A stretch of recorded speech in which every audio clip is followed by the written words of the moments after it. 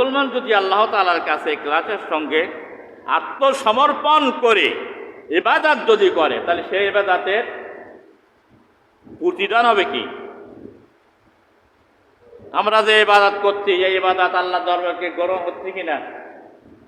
তার কারণ আমাদের মনের ভিতরে তো কপটতা রয়েছে, ভুলগুনির উপরে আমাদের ঈমান আছে, কলিজার মধ্যে তো ঈমান নাই। এখন ইবাদত আল্লাহর দরবারে কবুল হবে কিনা? হ্যাঁ, যে ব্যক্তি আন্তরিকতার সঙ্গে ইখলাসের সঙ্গে আত্মসমর্পণ করে যে ব্যক্তি মুসলমান যে ব্যক্তি হয়েছে, ওই ব্যক্তি যদি কোনো একটি নেক কাজ করেন, মহান আল্লাহ রাব্বুল আলামিন বলছেন কোরআনে কারীম সূরা আল ইমরান 160 নম্বর আয়াত, মান জাআ বিল হাসানাতি ফালাহু আশরু আমসালিহা ওয়া মান জাআ বিস সাইয়্যা ফালা ইজজা ইল্লা মিসলাহা ওয়া হুম লা ইউযলামুন। এখন পরিপূর্ণভাবে ওই ব্যক্তি মুসলমান হলো, বলল আমার জান, আমার মাল, আমার নামাজ, আমার ইবাদত, আমার বন্দেগী, আমার দাসত্ব, আমার গোলামি, আমার শক্তির সমারোহ, আমার সন্তান, আমার গাড়ি, আমার বাড়ি সব আল্লাহর জন্য।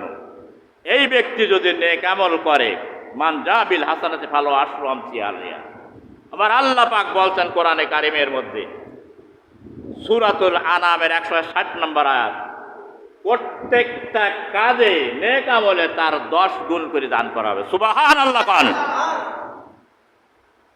যেই কাজ আপনি করবেন না কেন, প্রত্যেকটা কাজে আপনার 10টা করে নেকি দান করা হবে। এখন আপনি মনে করেন সেই মুসলমান আপনি হয়েছেন, নামাজ পড়তে হেঁটে এসেছেন, তা প্রত্যেকটা কদমে 10 নেকি করে হবে। যাওয়ার সময় ওই রকম বসে থাকবেন, তা এখানে নেকি হবে। যদি একবার সুবহানাল্লাহ বলেন, তাও 10টা নেকি লেখা হবে। মান জা বিল হাসানাতু, হাসানা মানে কি? যে ব্যক্তি হাসানা নেক কাজ করবে, ফালাহু আশরু আমসালিহা, আশরু মানে কি 10, আরবিতে বলো 10, আমরা বলে 10 ইংরাজিতে, আমরা শিক্ষিত বেশি, আর আরবিতে বলে আসর মানে 10, আশার। আল্লাহ পাক বলতেন 10টা করে নাকি দান করবে।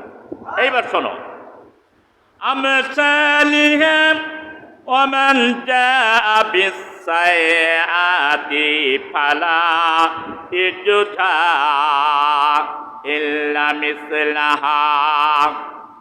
আমার আল্লাহ পাক বলতেন শোনো, যদি আন্তরিকতার সঙ্গে ইখলাসের সঙ্গে খাঁটি মুসলমান যদি একটা নেক কাজ করে, তা আমি ওর দ্বিগুণ করে দেবো। শুধু 10টা না, 10-এর জায়গায় কয় করে দেবো? 20। আরো ধরো বলে কয় করে দেবে? 20। বলছে 20 না, যদি তার আমল সুন্দর যদি হয়, তা আমি 700 গুণ পর্যন্ত বাড়াই দেবো। চিৎকার মেরে বলে সুবহানাল্লাহ। তাহলে আমার আল্লাহ তাআলা বান্দার প্রতি কত দয়ালু, অনুগ্রহশীল। এখন যদি বলি আমি যে মাহাজনের কাজ করছি, যার মনিবের যে চাকরি করছে, চাকরি তার হলো 10,000, তো সারা মাসটাই চাকরি করার পরে অতিরিক্ত কাজ করলো হয়েছি, তোর কি 20,000 টাকা দেবে? কোনোদিন দেবে না, বরং তো আরো কাটিয়ে নেওয়ার জন্য চেষ্টা করবে। তোর এখানে ভুল আছে, ওখানে ভুল আছে, এই হয়েছে, এই দিন আসেনি, অমুক দিন হয়েছে, এই ধানাই বানায় ধন ফুন, তাও ঠিক মতন দেবে না। আর আল্লাহ পাক বলছেন আমার চাকরি করবা, আমি একটা নেক আমলের বদলে 10টা দেবো। 10টা না, আমি ইচ্ছা করে আরো দ্বিগুণ করে দেবো, আরো যদি ইচ্ছা করে আরো বাড়াই দেবো। চিৎকার মারি বলো সুবহানাল্লাহ। এখন বান্দা যদি বলে ও আল্লাহ, আমি নেক আমল করতে পারলাম না, বদ আমল করে ফেলেছি, উপায় কি? ওয়ামান জা বিস সাইয়্যাতি ফালা ইজজা ইল্লা মিসলাহা ওয়া হুম লা ইউযলামুন। যেখানে নেগেটিভ আছে সেখানে পজিটিভ থাকা দরকার আছে না নাই? আছে। সত্য যেখানে আছে মিথ্যা থাকবে, হক যেখানে আছে বাতিল থাকবে, রাত যেখানে আছে দিন থাকবে। তাহলে যেখানে নেক আমল আছে সেখানে বদ আমল থাকার দরকার আছে না নাই? আছেই। এখন বান্দা যদি কোনো বদ আমল যদি করে, আমার আল্লাহ পাক বলছেন ওটা আমি 10 গুণ শাস্তি দান করব না। যতটুকু অপরাধ করেছে ততটুকু তার সাজা দেওয়া হবে। ওয়ালাস সাইয়াতি ওমান জা বিস সাইয়াতি ফালা ইউজা ইল্লা মিসলাহা। ও যতটুকু অপরাধ করেছে ততটুকু পর্যন্ত তার সাজা দেওয়া হবে, নতিজা দেওয়া হবে, যা যা তার দেওয়া হবে। ওয়াহুম লা ইউজলামুন, তার প্রতি কোনো জুলুম করা হবে না, অত্যাচার করা হবে না, অনিয়ম তার করা হবে না। চিৎকার মেরে বলেন সুবহানাল্লাহ। এইরকম স্রষ্টা, এইরকম মনিব কি আসমানের জমিনে, আসমানের নিচে জমিনের উপরে আছে কিনা? নেই। তাহলে সেই আল্লাহর ইবাদত করার দরকার আছে না নাই? বান্দা কথা কয় না। ভাইরা, এই যে পবিত্র মাস, 4টি মাস যে সম্মানিত করলেন, জিলকদ, জিলহজ আর রজব এবং আশুরার মাস, এই মাসগুলোতে আল্লাহ রাব্বুল আলামিন বলছেন, আল্লাহ বলছেন ওহুম লা ইউজলামুন, তোমরা নিজেদের পরে কোনো জুলুম তোমরা করো না, নিজের উপর অত্যাচার করো না, ক্ষতি সাধন করো না। কারণ এটা হলো আমি তোমাদের জন্য সুবর্ণ সুযোগ করে দিয়েছি। প্রত্যেকটা নেক আমলে আমি 10, তার থেকে দ্বিগুণ, আরো 700 গুণ পর্যন্ত বৃদ্ধি করে দেব। কোরআনে কারিমের মধ্যে সূরাতুন নিসা 40 নম্বর আয়াতে আল্লাহ পাক বলতেন, ইন্নাল্লাহা লা ইয়াজলিমু মিসকালা দাররাতিন ওয়া ইন তাকু হাসানাতুন ইউদাইফহা ওয়া ইউতি মিন লাদুনহু আজরান আযীমা। মহান আল্লাহ রাব্বুল আলামিন বলেন, নিশ্চয় আল্লাহ তাআলা বিন্দু মাত্র বান্দার উপরে অত্যাচার করবেন না, জুলুম করবেন না। বান্দার উপরে কোনো অনিয়ম তিনি করবেন না। আল্লাহ এত বড় সর্বময় ক্ষমতার মালিক, আল্লাহর চেয়ে বড় শক্তি আর পৃথিবীতে কারো নাই। সারা পৃথিবীর মানুষ যদি একত্রিত হয়ে আল্লাহর সঙ্গে লড়তে যায়, তাহলে আল্লাহ তাআলার কিঞ্চিত পরিমাণ কোনো পরাজয় করাতে পারবে না। চিৎকার মারে বলেন সুবহানাল্লাহ। এজন্য আল্লাহ পাক বলছেন, দেখো আমি বিন্দু মাত্র বান্দার উপরে জুলুম করি না। কারণ যদি কোনো ব্যক্তি সৎ কাজ থেকে, তার কোনো আমলে যদি একটা সৎ কাজ থেকে যায়, তা আমি তা বাদ দেবো না, তার পুরস্কার আমি দান করব। আর তিনি হলেন মহাপরাক্রমশীল। আল্লাহ পাক বলছেন, মিসলাহা ওয়া ইন তাকু হাসানাতুন ইউদাইফুহা, আমি তার সেই নেক কাজটা আমি দ্বিগুণ করে দিব। আরো জোরে বলা সুবহানাল্লাহ। ওয়া ইউতিহি মিন লাদুনহু আজরান আযীমা, শুধু তাই নয়, অনেক বড় বিনিময় আমি তার জন্য দান করব। চিৎকার মেরে বলেন সুবহানাল্লাহ। এই জন্য আল্লাহ পাক বলছেন, বান্দারে তোমরা এই মাসগুলোতে, এই সম্মানিত মাসগুলোতে তোমরা নিজেদের পরে জুলুম করো না। তার কারণ ফালা তাজলিমু ফিহিন্না আনফুসাকুম, তোমাদের নিজেদের পরে অত্যাচার করো না, জুলুম করো না, ইবাদত করে এই মাসগুলোর থেকে। তাহলে বাকি 8টা মাস তোমাদের জন্য ইবাদত করা সহজ হয়ে যাবে। ওয়াকাতিলুল মুশরিকিনা কাফা, আর তোমরা মুশরিকদের বিরুদ্ধে সংঘবদ্ধভাবে জিহাদ করো, সংগ্রাম করো। মুশরিকদেরকে বন্ধু বানায়ও না, তাদের সঙ্গে প্রীতি করো না, আত্মীয়তা করো না, মুশরিকদের সঙ্গে দলদারিও করো না। মুশরিকরা হলো আল্লাহর দুশমন। মুশরিক কারা? যারা একাধিক আল্লাহ মানে, যারা মূর্তি পূজা করে, তাদেরকে বলা হয় মুশরিক। মুশরিকদেরকে দুনিয়া থেকে মূর্তি পূজাকে নির্মূল করার জন্য আল্লাহ পাক অসংখ্য নবী এবং রসুল এই দুনিয়া থেকে প্রেরণ করেছে। আল্লাহ পাক বলছেন, সেই মুশরিকদের বিরুদ্ধে তোমরা ঐক্যবদ্ধভাবে যুদ্ধ করো, সংগ্রাম করো।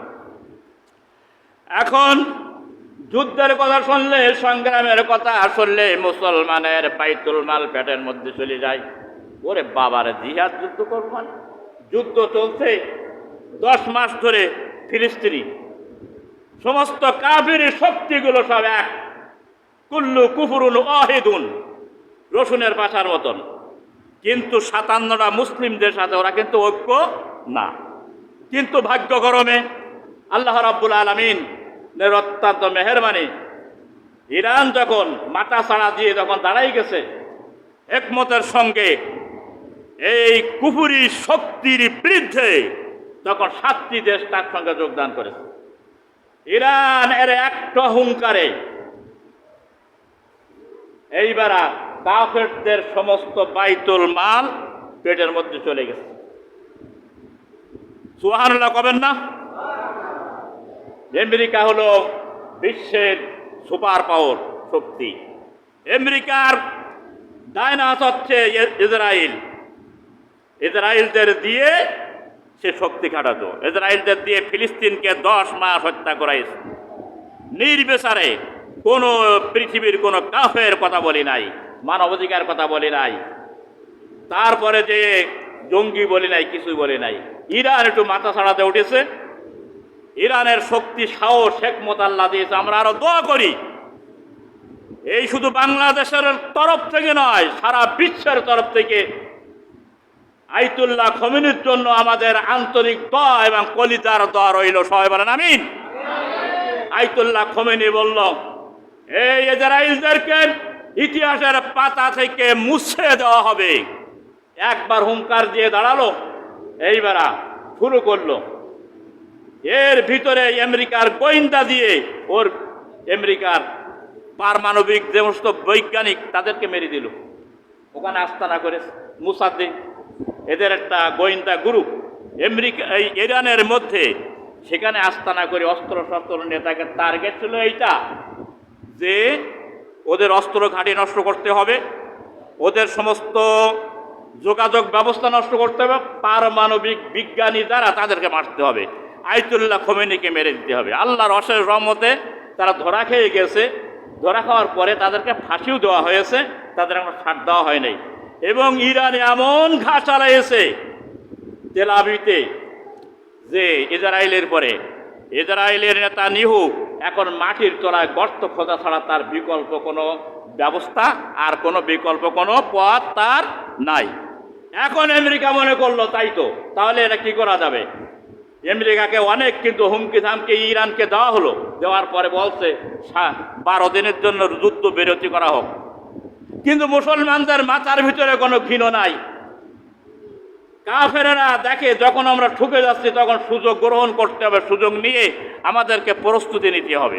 ওরা কিন্তু আবার হামলা চালাবে, ইরানের পরে আবার হামলা চালাবে। ওরা তৈরি হওয়ার জন্য বিরতি নিয়েছে। আমেরিকার মতন একটা সুপার পাওয়ার শক্তি, তারা কি ইরানের কাছে মাথা নত করে? কিন্তু মাথা নত করতে হয়েছে। মুসলমানের কাছে সারা বিশ্ব মাথা নত করবে যদি মুসলমান হয়।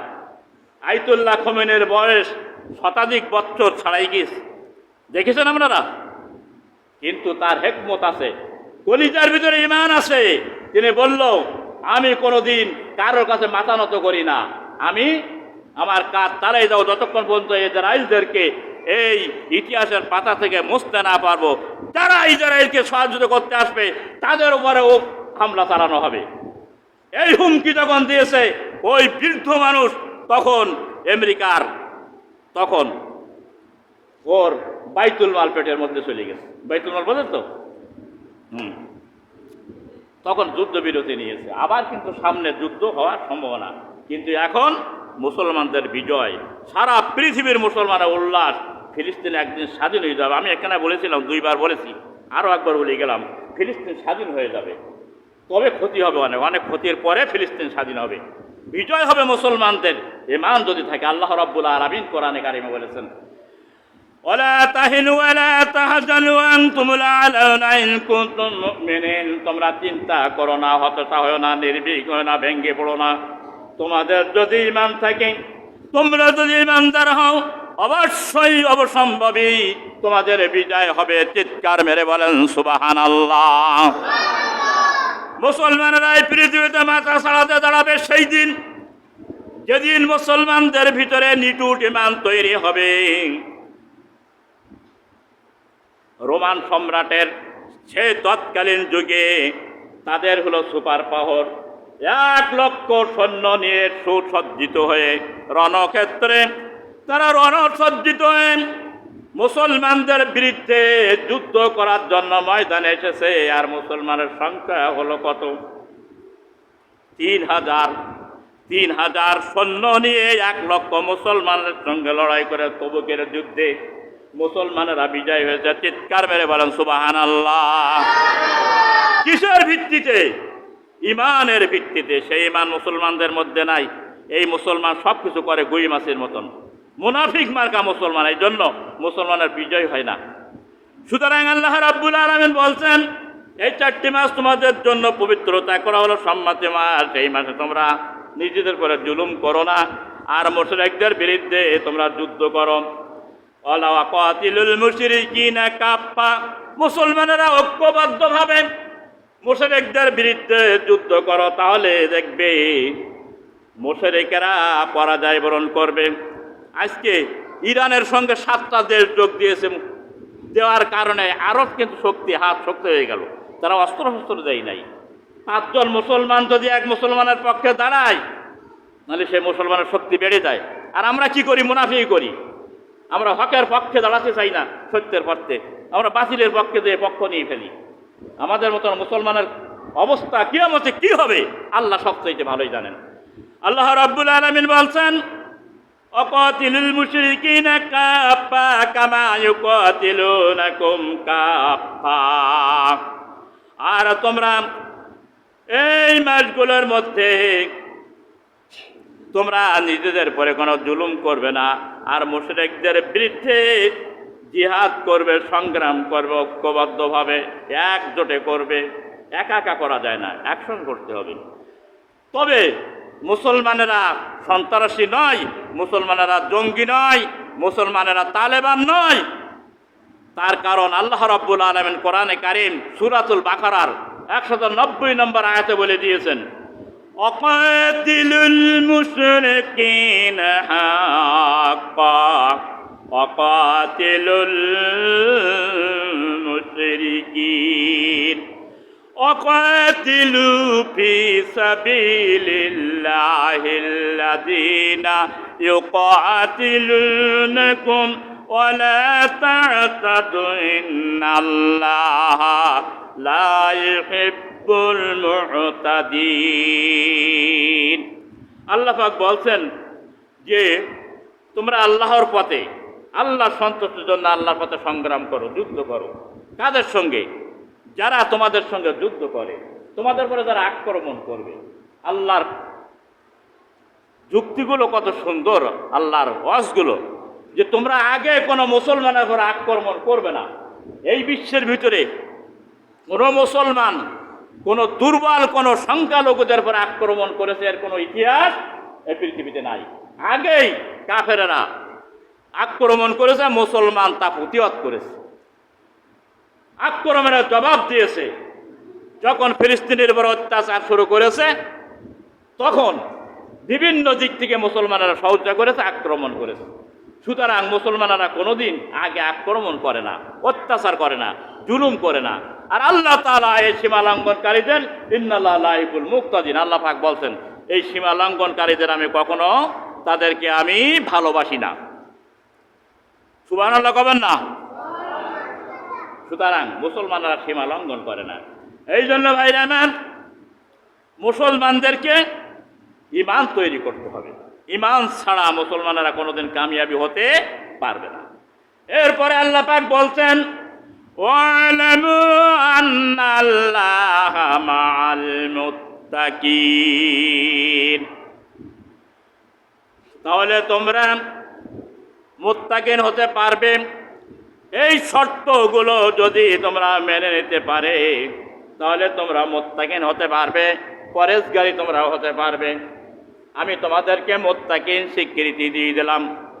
কোরআনে কারীম সূরাতুল হজ ৭৮ নম্বর আয়াতে আল্লাহ পাক বলছেন, অজাহিদু ফিল্লাহি হাক্কা জিহাদিহি হুয়া জাতাবাকুম ওয়া মা জাআলা আলাইকুম ফিদ-দীনি মিন হারাজ মিল্লাতা আবিকুম ইব্রাহিম হুয়া সাম্মাকুমুল মুসলিমিন।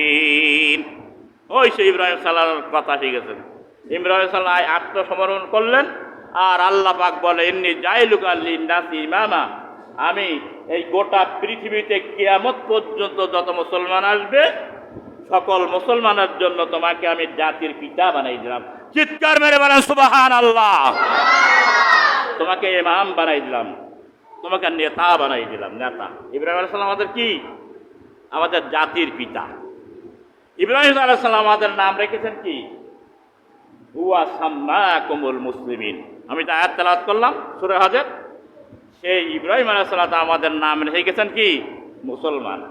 তাহলে সেই মুসলমান হওয়া দরকার আছে না নাই? ওয়াজাহিদু ফিল্লাহি হাক্কা জিহাদিহি। মুখের দাবিতে মুসলমান হয় না। আমার আল্লাহ রাব্বুল আলামিন বলছেন যে আমি তোমাদেরকে মনোনীত করেছি, ভালোবেসেছি দিনের জন্য। তোমাদের দিনের জন্য আমি আল্লাহ তোমাদেরকে পছন্দ করেছি। তোমরা আল্লাহর পথে সংগ্রাম করবে। আল্লাহ বাছাই করে নেয় আল্লাহর পথে কাজ করার জন্য কিছু মানুষকে পছন্দ করেন, তাদের উপরে আল্লাহ তাআলার দিনের দায়িত্ব তিনি দিয়ে দেন। তারাই ইসলামের প্রতিনিধি হয়, কাজ করতে পারে। তো আল্লাহ পাক বলতেন, আমি তোমাদেরকে মনোনীত করেছি, পছন্দ করেছি। ওয়াজাহিদু ফিল্লাহি হাক্কা জিহাদিহি, আমার পথে তোমরা সংগ্রাম করো। হুয়া জাতাবাকুম ওয়া মা জাআলা আলাইকুম ফিদ-দীনি মিন হারাজ। আর আমি কোন দিনের কোন সংকীর্ণতা, কঠোরতা তোমাদের উপরে আমি চাপাই দেই না। আল্লাহ কোন কঠোরতা চাপাই না। হুয়া জাতাবাকুম ওয়া মা জাআলা আলাইকুম ফিদ-দীনি মিন হারাজ মিল্লাতা আবিকুম ইব্রাহিম। এটা তোমাদের ইব্রাহিম আলাইহিস সালাম তোমাদের পিতার ধর্ম। তোমাদের পিতা ইব্রাহিম আলাইহিস সালাম, মিল্লাত দিন, সেই দিন এটা। হুয়া সাম্মাকুমুল মুসলিমিন, তিনি তোমাদেরকে নাম রেখেছেন মুসলমান বলে। চিৎকার মেরে বলেন সুবহানাল্লাহ। সেই মুসলমান পৃথিবীতে খুঁজে পাওয়া খুবই মুশকিল। সেই মুসলমান নাই।